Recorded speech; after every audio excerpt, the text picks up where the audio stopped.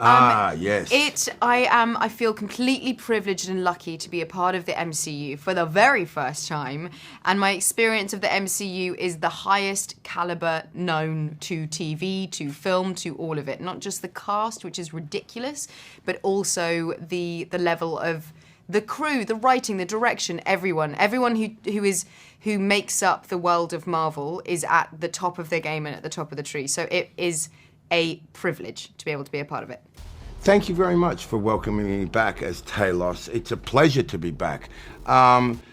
Getting the invitation and the opportunity to come back and revisit Talos in this very distinctly different project was absolutely thrilling. In some ways, I thought, okay, if I do my job well enough, then the stuff with Sam is going to be good and work out well. I had no idea how good this project was going to kind of become. I got the opportunity to work with this amazing actor who we were very, very fortunate that she came to join, and we are all the richer for it. It's an amazing project. It's very different in tone. Of course, those of you who are very familiar with the Marvel Universe are going to know that I had to do the entire the Spider-Man Coming Home film by myself, and obviously I got to learn a lot about Sam during that because I played him and whatnot.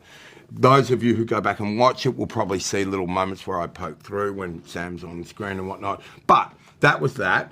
And now, after, because he vacated the planet and whatnot for a good time, and I got to say, he vacated it so long that I'm kind of mad with him. I mean, I was okay with the Spider-Man thing, but I just don't think he really gave me the amount of money that I should have gotten for doing the whole film, basically, while he chilled out.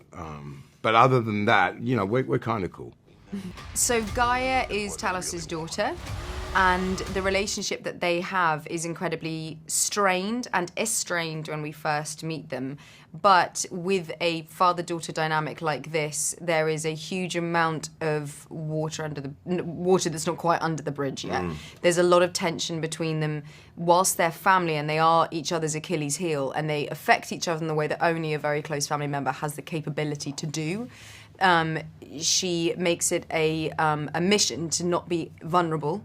She makes it a mission to be as self-sufficient and independent as she possibly can be, almost as a kind of, screw you to her dad, really. But when we first see them, that setup that she's given herself doesn't last very long.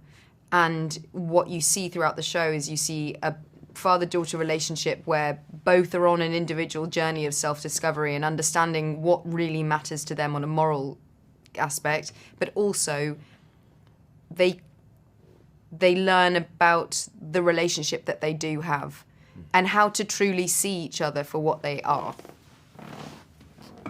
And Emilia, what do you admire most about Gaia? I admire her resilience the most. I admire her no F's given attitude and her strength and her honesty and her integrity. She's a badass Yes, she is. Yes, she is. Ben, you're up next. What does it mean to Talos when Nick Fury returns? What is their relationship like now? It's strained. It's strained. Like I mean, Talos is really, really grateful really glad to see him, but I just wonder whether he's gotten back in time. That's really my concern, is that, after all this, has he got back in time? Because we got a lot of weight to lift. Ben, the theme of who do you trust underlies this series. Yeah. Tell us about how that theme manifests itself. Well, the nature of the Skrulls has always been that they are suspect in terms of being able to trust them, right? They can shapeshift. You don't know. I could be talking to Emilia and she may actually be a genuine Skrull, right? That's just taken her on. But what has happened in the course of this thing is there's an invasion, and it seems like they might be Skrulls.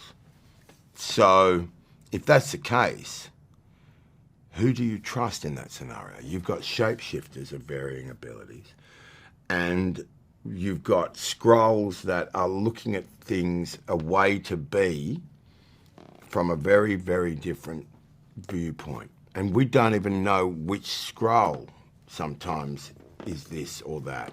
You got within Skrulls, you can't tell who to trust. Is that a human?